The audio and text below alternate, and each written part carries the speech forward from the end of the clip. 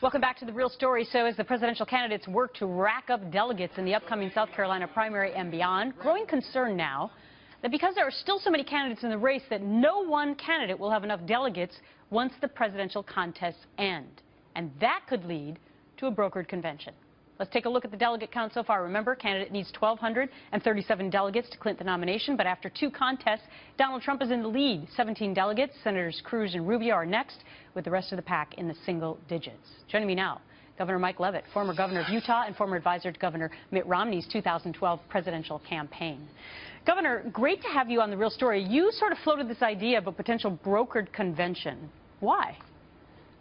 Well, first, a brokered convention is a convention where no one gets the 1,237 votes on the first ballot, and consequently they have to go to additional ballots. And then once the first ballot has been passed, under the rules of the convention, delegates can vote for whoever they choose. So they become raucous, and there's a lot that could happen. And they refer to the word brokered because oftentimes deals are made in order to resolve it.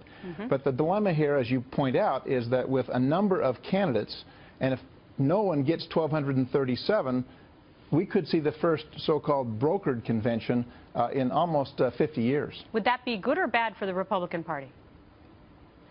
Well, I suspect it depends on where you stand. It would certainly be good for TV ratings. I'm confident of that. No doubt. I mean, some people harken back to the olden days where that actually happened on the convention floor. You didn't know who the nominee was going to be until you got to the convention, and then it sort of just became more of a show, for lack of a better word. I mean, you already knew what the outcome was going to be, and you were just there to supposedly listen to the speeches. Well, let me just take you through the numbers, because that's where it gets intriguing. Okay.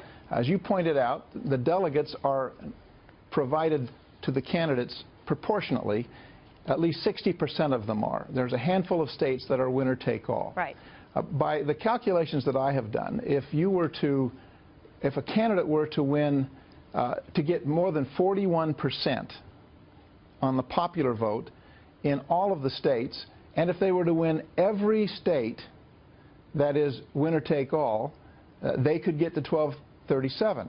But with four candidates in the race besides, say, Donald Trump, you really have to ask the question, will Trump get more than 41% average in every state? Will he win every winner take all state? With, in fact, super PACs and candidates who have money and people who feel passionately about them, are they going to get out? I think this sets up to be a very interesting situation. All right, no doubt. And you have to be proficient in a lot of math as well to try and figure out all the percentages and the numbers and what's proportional and what's winner take all. Governor Leavitt, very interesting concept. We will see what happens. Thanks, sir.